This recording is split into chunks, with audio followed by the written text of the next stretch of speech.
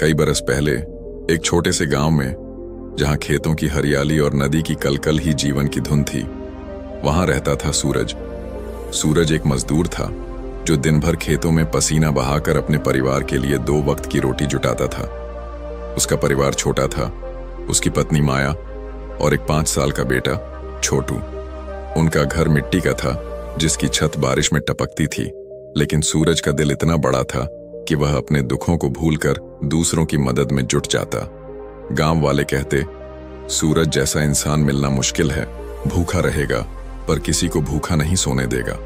सूरज की एक आदत थी, वह अपने टिफिन में हमेशा एक अतिरिक्त रोटी रखता।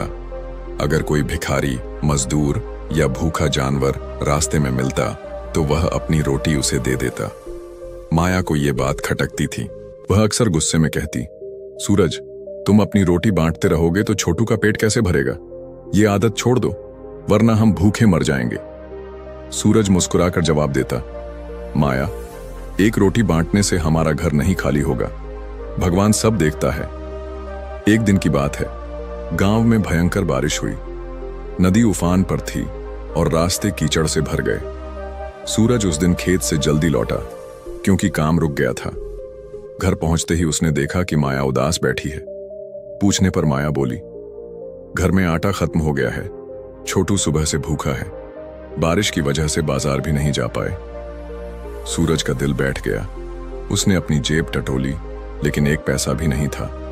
फिर उसने अपने टिफिन की ओर देखा, उसमें बस 1 रोटी बची थी जो उसने अपने लिए रखी थी। तभी दरवाजे पर एक कमजोर सी आवाज आई, कोई है? भगवान के नाम पर कुछ खाने को दे दो। सूरज ने दरवाजा खोला तो देखा एक बूढ़ी औरत खड़ी थी। उसके कपड़े भीगे थे और वह ठंड से कांप रही थी। उसका चेहरा भूख और थकान से पीला पड़ गया था।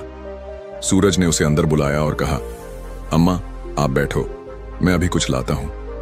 माया ने सूरज को रसोई में खींचकर गुस्से में कहा, पागल हो गए हो, ये आखिरी रोटी है, इसे दे दिया तो छोटू क्या खाएगा?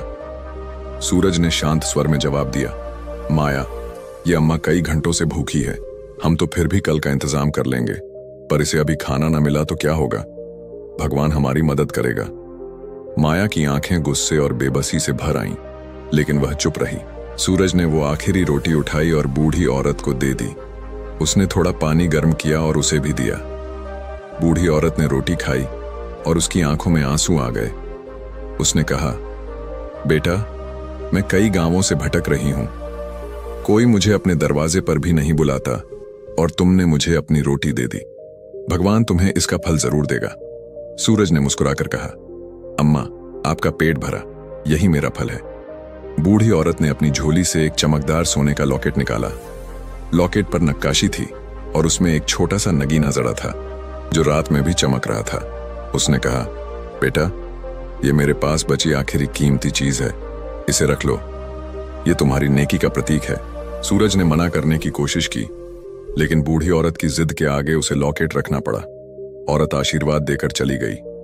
उसी रात बारिश थम गई। सुबह होते ही सूरज बाजार जाने की तैयारी करने लगा। उसने सोचा कि लॉकेट को बेचकर कुछ पैसे मिल जाएंगे जिससे आटा खरीदा जा सके। वह लॉकेट को लेकर गांव के सेठ के पास गया। सेठ ने लॉकेट को देखते ही आंखें फाड़ लीं। उसने कहा, यह तो अनमोल सोने का लॉकेट है, ये किसी बड़े घराने की निशानी लगता है, इसमें जरा नगीना भी बहुत कीमती है। सेठ ने लॉकेट के बदले सूरज को इतने पैसे दिए कि वह कई महीनों का राशन खरीद सकता था। सूरज ने पैसे लेकर घर का सामान खरीदा और छोटू के लिए एक नया जोड़ा भी लाया। माया यह सब देखकर हैरान थी। उसने सूरज से पूछा, यह सब कहां से आया?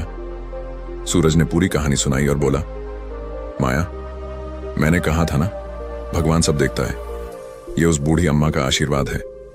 माया की आंखें नम हो गईं। उसने सूरज से माफी मांगी और कहा, तुम्हारी नेकी ने हमें बचा लिया। उस दिन के बाद सूरज ने अपनी आदत नहीं छोड़ी। वह हर दिन एक अतिरिक्त रोटी बनवाता और किसी जरूरतमंद को देता। गांव वाले उसकी कहानी सुनकर प्रेरित हुए और कई लोग उसकी तरह दूसरों की मदद करने लगे। सूरज का छोटा सा घर अब न सिर्फ रोटी से भरा था, बल्कि प्यार और सम्मान से भी चमक रहा था। दोस्तों, सूरज की कहानी हमें सिखाती है कि एक छोटी सी नेकी भी जिंदगी बदल सकती है। अगर हम अपने दिल में दूसरों के लिए जगह रखें तो भगवान हमारे लिए रास्ते खोल देता है।